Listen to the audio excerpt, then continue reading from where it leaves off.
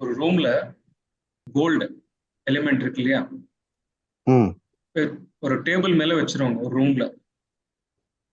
Let better வந்து வேற room போயிடுவாரு, அனிபெசன்ட் வந்து இன்னொரு ரூம் போயிடுவாரு.